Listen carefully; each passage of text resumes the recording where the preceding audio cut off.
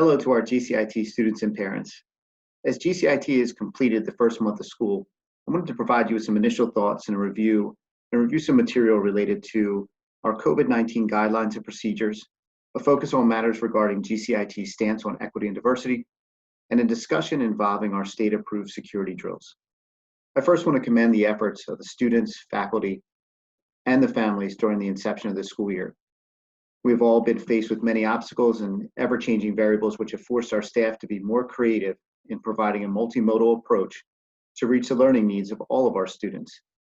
All of our staff and students have shown a tremendous amount of determination and fortitude as we progress through these uncharted waters and as we continue to meet the standards of our new norm. I want to provide some answers regarding questions that I have received pertaining to students who are participating through our hybrid model as it applies to attendance. For any student who attends in-person learning, and that would mean cohort A or B, the student is responsible for physically attending school.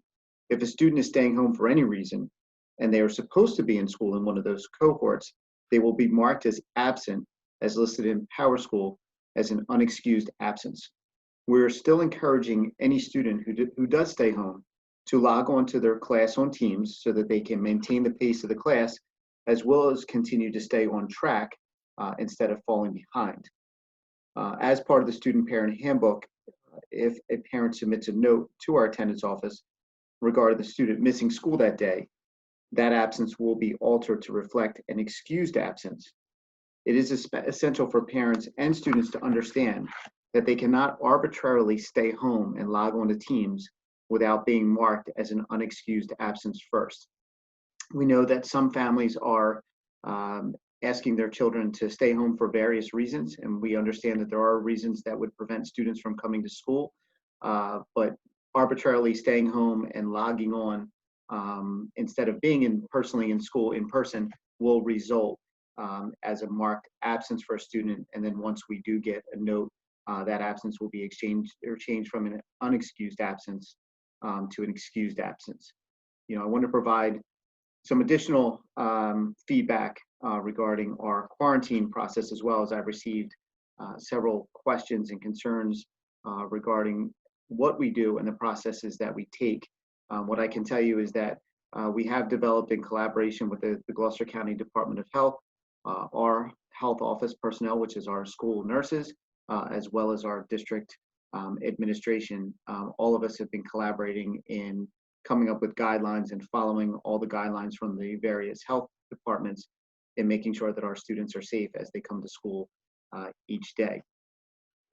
For the quarantine process, just so you're aware, once we are informed that an individual has tested positive, that would be a student or staff member, the school health office, in collaboration with the district administration and Department of Health, will discuss the appropriate steps for contact tracing.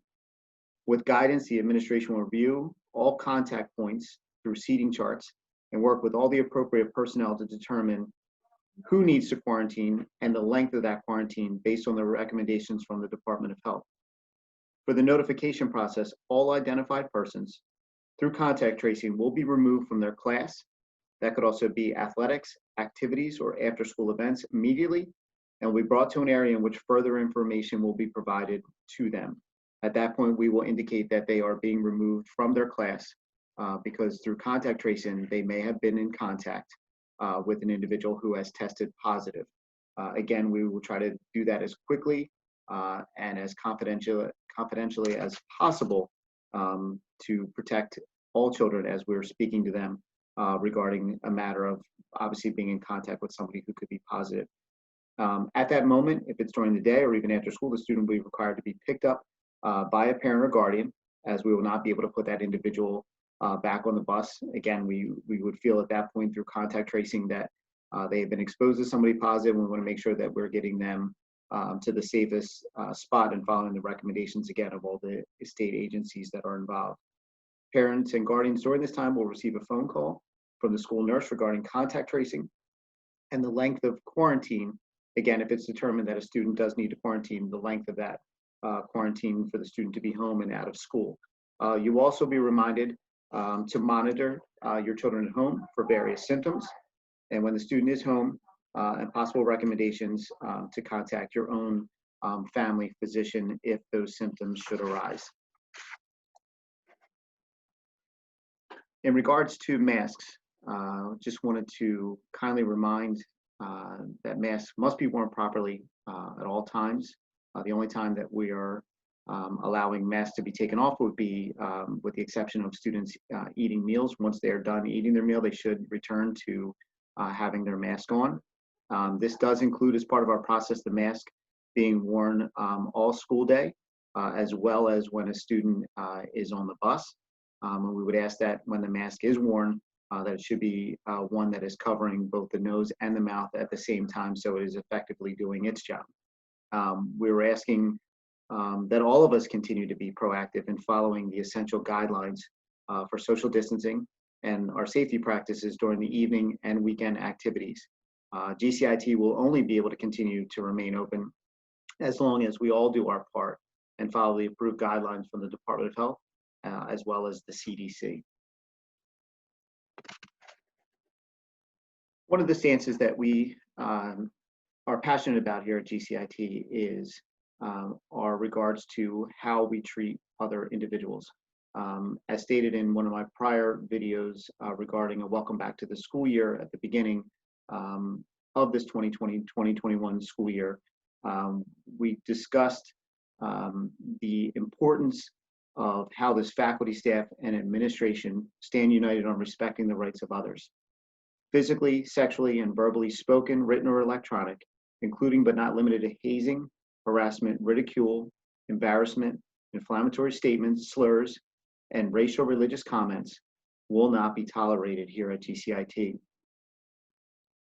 As you can see from this slide that is on, that I'm sharing with you right now, you can see the various forms of disciplinary practices when those offenses occur. As I stated before, GCIT will not tolerate any of these offensive acts, as we do promote and provide a safe and positive culture and climate. It's important for our students to be able to come to school, feel safe, and obviously feel that they're coming to a positive culture and climate and community, one that embraces the respecting the rights of all students and the manner in which we treat each other on a regular basis. As a student or parent, if you believe that your child has been provided information that could be of a malice intent for any of the items that I mentioned in the previous slide, we're asking you to take a screenshot of that material and email that information to a school official immediately. Students and families can also bring in this material directly to the office, and it will be investigated immediately. Since often people do not see the discipline that happens to a student, or they do not receive feedback regarding that discipline because of confidentiality rules, oftentimes we hear that nothing is done in regards to a situation. What I can assure you is that each of these cases gets investigated for the areas of discipline. It could also be disciplined under the category of HIB, and also possibly a referral to our Title IX personnel, which is 2 of our administrators that work in the central offices, our Director of Human Resources, as well as our Assistant Superintendent of Curriculum Instruction. And again, it could either go through one of those paths or all 3 of those paths, depending on what is actually said or what event has taken place in regards to an individual being mistreated, and again, any of the areas that I mentioned on the slide prior to this. Again, what I can tell you is that we take this very seriously. We have and will continue to follow our district's return to their homeschool policy that we had put into place last year.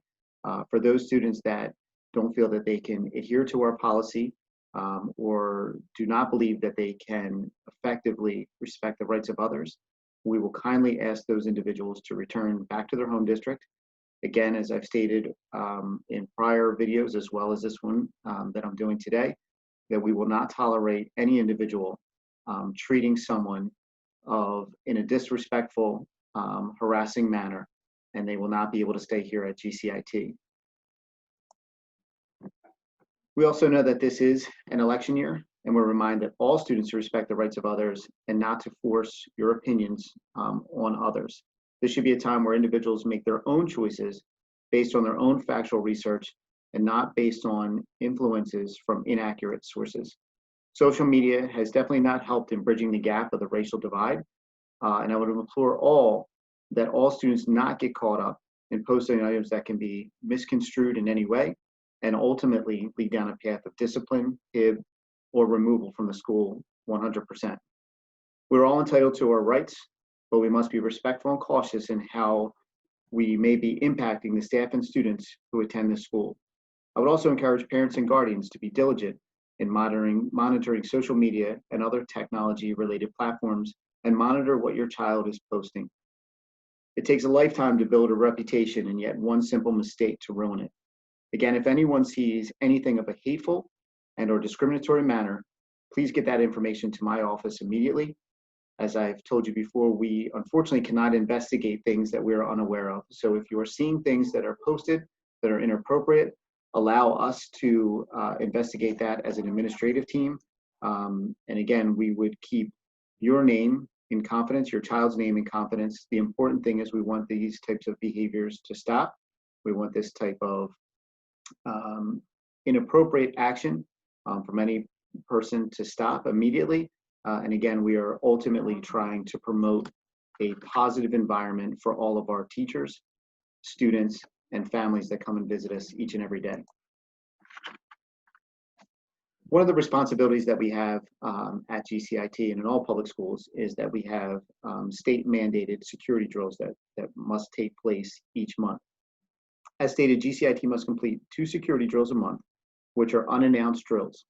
One of the drills will be a fire drill each month, and the other could be such drills as a lockdown drill, shelter in place, an intruder in the building, testing the public address system, or even an evacuation drill. During our current model of approved safety drills, and in this hybrid model that we're living right now, the state is mandating that each cohort get exposed to 2 drills each month. Both cohorts, both cohort A and cohort B, will get a fire drill each, as well as whatever the other drill that we decide or is recommended to us by the state that we will then each month, those students will also be exposed to those drills as well. So for GCIT, we will have 4 drills that we'll be doing each month, 2 for each cohort. Through our student assemblies, which will be virtual this year, materials are being recorded and they will be shared to all of our students for review. All students will be given specific information on what is expected and what to do through each of these drills and how to best protect themselves in these emergency scenarios. The safety and well-being of the students and the staff has and always will be paramount to all of us here at GCIT. Again, as I conclude, I want to thank you for your time. Cannot express my gratitude for all the hard work of the students, staff, and the families. We know that these are difficult times. We're all with anxiety and many unanswered questions of the future. I'm extremely pleased with the manner in which the individuals are following the rules in the school. And ultimately, this is how, and it has helped us tremendously in being able to maintain the building being open. I wish you and your family's health, safety during these difficult times, and will continue to ask all of us to be kind to our fellow classmates and remember that respect is essential to the climate and culture of our school and the surrounding community. Again, if you have any questions, please do not hesitate to reach out to myself or any other administrators. I wish you well during this time. And again, if there's anything that we can help out with, please do not hesitate to contact me or any of our administrators throughout the district. Thank you and have a great day.